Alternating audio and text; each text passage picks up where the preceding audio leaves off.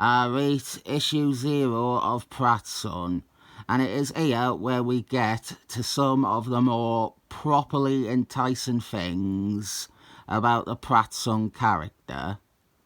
I have looked at his comics before, and I have definitely explained them to you in one video somewhere.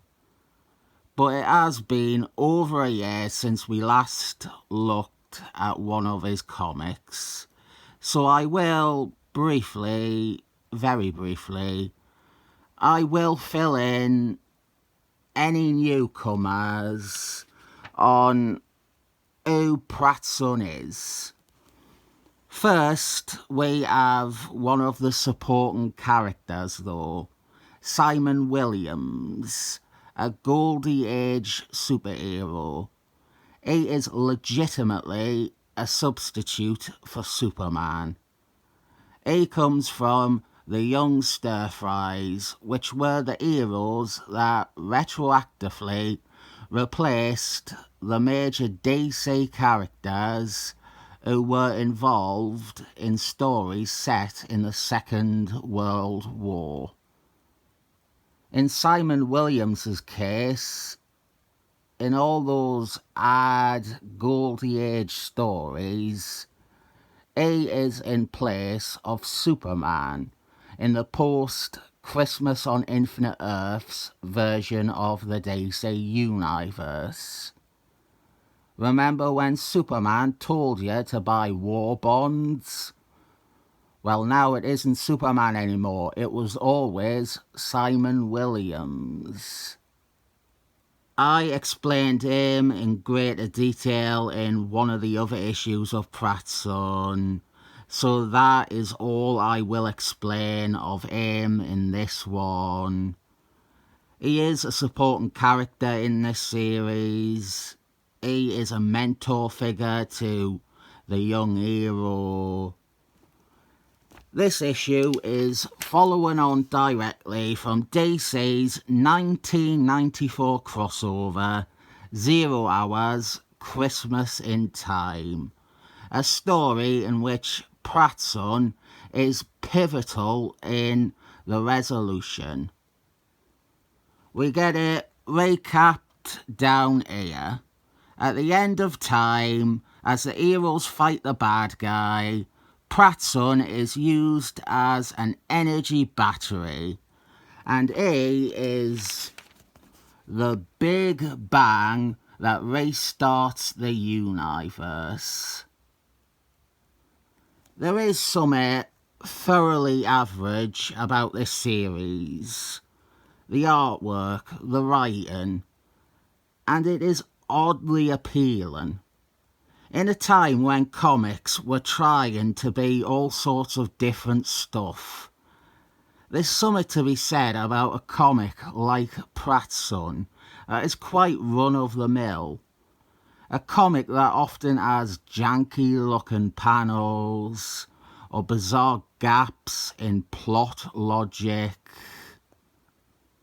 Pratt's Son is acting out right now after the life-changing events of being a plot device in 0 Hours, Christmas in Time. He feels completely lost, being sent back to normalcy. Time to explain him quick. Pratt's Son was a new character introduced without any fanfare or celebration in the 90s amidst a deluge of many other new characters or revamps of characters. As the cover to his first issue shows, his powers are explosion-based. He stores energy that, if not expended, he will violently discharge. The first notch to his belt was his aforementioned inclusion in 0 Hours, Christmas in Time, wherein he is one of the few characters left standing after the rest of the universe has been swallowed up by entropy, by Green Lanterns, the rat bastard version, when he was evil. Pratt's son is the spark that reignites things. Spectre magnifies his powers, and he becomes the Big Bang that restarts the DC universe. We are picking up after that, and I feel like I have repeated myself in this video. Maybe a third opportunity to explain 0 Hour's Christmas in Time will present itself in a few minutes. Part of the appeal of Pratt's son for me is that, and this is quite fickle and shallow, he looks a bit like me. It may disappoint the world to know how unexciting I look in real life. On this page, we have a footnote to Adventures of Superman 513, the first Superman comic I ever got. That made me happy. I do find all the conspiratory government secret lab stuff to be the most boring parts of this series. So here is some cyber sex without the tee-hee of Gail Simon. This was bang on in the heyday of 90s comics being obsessed with virtual reality. But this is all very boring exposition dump. Maybe Barbara Oldman should have snapped back at Canary and said that actually Blue Beetles only very dryly recited large amounts of backstory to her, and if that makes her a cyber tramp, then maybe she is a cyber tramp. This sequence is close to unreadable though. We are back to Pratt's son. He is having a power-mad tantrum. I will continue on with what was meant to be a far shorter summary of his history, but that it hasn't been a couple of sentences is a testament to Pratt's son's surprising staying power. This solo series continues on and lasts 20 issues, which is so-so in terms of length. But the character's real longevity is as a team player. He is, after this story we are currently looking at, on the Tiny Titans and remains with them until that series also ends in 2 years' time. He makes guest appearances in the next Tiny Titans series. He is in Justice League versus Tiny Titans.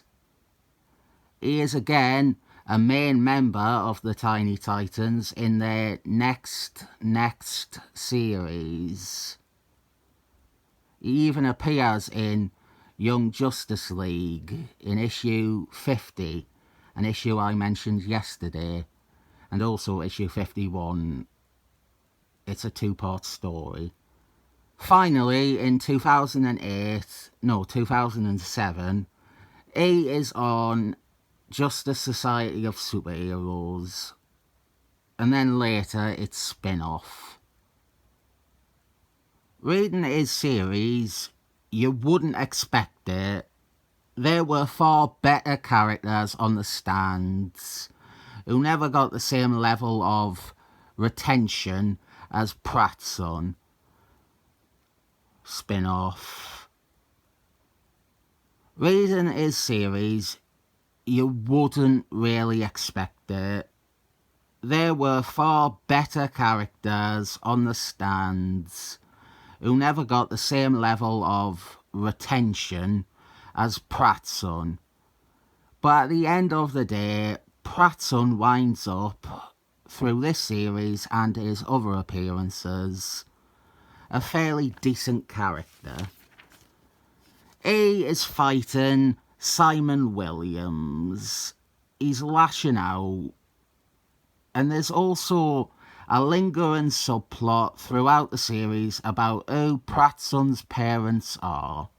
And I ruined that immediately by dubbing the character Pratt's son in a really hard video somewhere and being stuck with Pratt's son as his name. Simon Williams is being presented as an obvious candidate for who his real father is.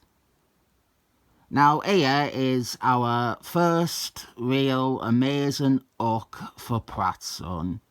Fighting Simon Williams has built up more and more energy inside Pratt's son, and he accidentally erupts with a huge explosion in Atlanta, causing serious destruction to the city. And he didn't mean to. He cannot help it. He cannot control his powers.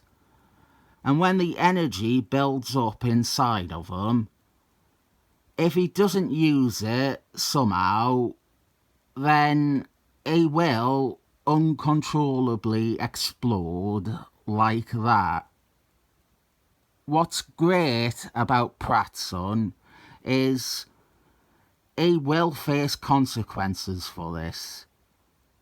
His accidental demolition of a large part of Atlanta will seriously affect the character. And even all the way in 2008, in Justice Society of Superheroes, what happened in Atlanta will remain an obstacle for the character. I always feel a bit confused when reviewing Pratt's son. I like the character, and that is important to rationalise why I am quite receptive to his series. There's terrible stuff in the series, and the creators are not bastions of creativity or even quality. But I always find some charm, and now we are starting to get to the more special things about Pratt's son. That there is a real world around his lack of control. He's not a kid breezing around the DC universe. He has to face accountability for his actions. So far, I have given every issue of this series 7 thumbs up, and I think this one will continue with that direction.